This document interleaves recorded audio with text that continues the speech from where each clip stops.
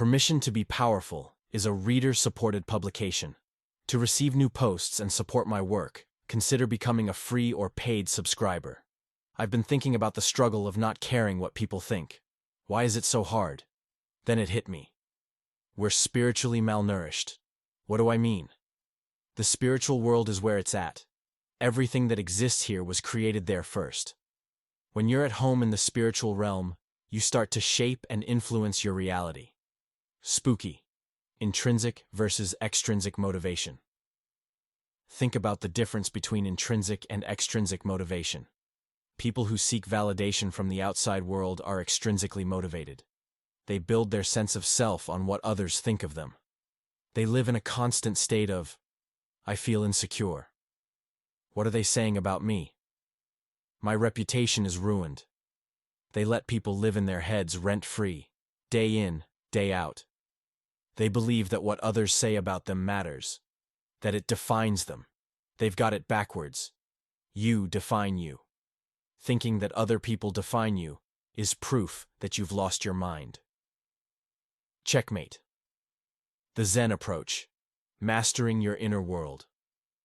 In Zen, we're taught to let go of our attachments, to things, to status, to the stories that replay endlessly in our minds. The stronger your grasp over your inner world, the more powerful you become. That unlocks some strange voodoo. Lately, I've been watching the way my mind works. It's hilarious and bewildering at the same time. The same old tapes playing over and over again, as if I'm some prisoner of war locked in a cell with speakers blasting at full volume. My mind is so hostile and aggressive when it's not having its way. During my last 7-day session, silent meditation retreat, once my mind realized I had locked it in a cell for a full week, it rebelled. Full-blown mutiny. Suddenly, I had problems. Problems that didn't even exist. Problems I couldn't shake. Problems I was cursing about while sitting in complete silence. I couldn't let them go. I couldn't get quiet. And that's the worst thing that can happen during Zazen. Because now, instead of sinking into stillness, I'm trapped, miserable, bored, watching everyone else slip into the deep silence while my mind wages war against me. But that's the thing. It's not me. My mind is just noise. And the more I sit, the more I see it for what it is. Just noise. And the quieter I get, the more powerful I become. Look at it differently. I'm a little bit embarrassed to look at my dating record this past year. I think that my last girlfriend pound for pound was the highest quality human being I've ever dated. That's in terms of emotional health and also compatibility. There's been a steady improvement with each new date, but for a while there, I got severely triggered back to my chauffeur state. Getting fired by Tony Robbins was a big ingredient. Watching the chauffeur trying to date is hard. I really did lose some of my groundedness. An outside world wrecking ball slammed right into me and knocked me out cold. I started to feel small again. I doubted that I could make it. I wanted someone to lean on. And I was more invested in what other people were saying about me. Possibly obsessed. My core belief that I am not enough got activated. The belief that I am enough shut down. Somehow, when you switch your frame of reference to the inner world, you don't have to seek validation from others anymore because you're supplying it to yourself. It cuts their psychic cords. We're humans. That means, whether we like it or not, we have basic needs that must be met as a condition of living in your body. You have to take a dump every day. You have to pee every day. We all want to fuck somebody. We all need air. We all need food and water. We all need connection. We all need God. We all need validation. But you don't have to seek it from the outside world. You can get it from yourself. That's the good news. The bad news is that this takes work. You have to let go of your investment in the 3D world. It's as the Good Witch in The Wizard of Oz says, "You always had the power, my dear. You just had to find it for yourself." Again, you have it backward. You think you need to manipulate others into giving you validation so you feel worth. But when you look deep within yourself, you will find the validation you need there. And reality starts to reflect what you see internally. It always does. It's a byproduct. There's no salvation in the outside world. We seek and seek, search and search. And with every attempt we keep telling ourselves the same thing over and over again. This is it. The new job, or the new girlfriend, or the six-pack, the adoration. Once I have that thing, somehow that's going to give us what we've been looking for. That haunting feeling of dissatisfaction, lack, and unworthiness will finally go away. But it never stops, no matter how hard you try. Think about the last time you got what you wanted. The job, the girl, the body. It felt good, for a moment. Then, the emptiness came back. It always does. Psychologists call this the hedonic treadmill. Means that no matter what we have, we always get used to it and start taking it for granted.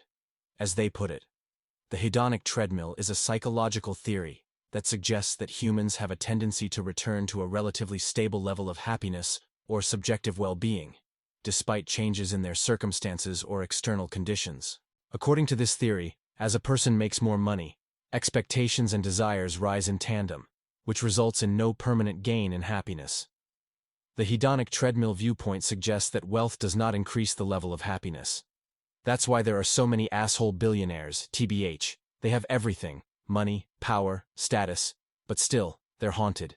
Because deep down, they know, nothing will ever be enough. J. Paul Getty was a billionaire oil tycoon. He used to be the richest man in the world. He was once asked how much money he would consider to be enough. His famous response, a little bit more. This is also one of the reasons why people finally turn to spirituality. They finally see that nothing satisfies their dis-ease. Until you look within, that feeling will haunt you forever. Zen Master Hakuin says, "What is there outside us? What is there we lack?" Nirvana is openly shown to our eyes. This earth where we stand is the pure lotus land, and this very body, the body of Buddha, you can chase forever. Run yourself into the ground, or you can stop, turn around, face yourself. Because the thing you've been searching for? It's been staring at you the whole time, and it's been waiting for you to notice. Unlock the ultimate power within, go VIP. Now you've been searching, seeking, chasing, trying to fill that empty space with validation, success, attention, or whatever your mind clings to next. But what if the real game isn't out there? What if everything you're looking for is already within you? Here's the truth. Most people never break free from the cycle of seeking, because they're trapped in the wrong game. A game where they need approval, where they need external proof that they matter. But not you. You're waking up. You're seeing the illusion for what it is. And if you've made it this far, it means you're ready to step into a new way of being. A way where you define you. A way where you don't seek validation, you radiate it. A way where you're spiritually unshakable. That's why I created VIP access for permission to be powerful. Because some people are just here to read. But others are here to train. To rewire their thinking. To break the chains that have held them back for years. To master themselves and reality. And that's exactly what VIP is for. What you get when you go VIP Advanced Teachings. Exclusive deep dive lessons you won't find anywhere else. Direct access. Behind-the-scenes insights, voice notes, and personal breakthroughs. High-level training. The mindset shifts, spiritual upgrades, and practical tools that make you unfuckwithable. This is for those who aren't just curious, but committed. Who want to break free from external validation and truly own their lives. Who are done with the hedonic treadmill and ready to tap into real power. And here's the thing. The shift happens the moment you commit. When you stop passively consuming and start actively transforming. So the only question is, are you ready to take that step? Because this is it. This is where everything changes. Go VIP now. Step into your power. Join VIP today. Until next time, Anton Dancer, writer, Buddhist Permission to be Powerful, is a reader-supported publication. To receive new posts and support my work, consider becoming a free or paid subscriber.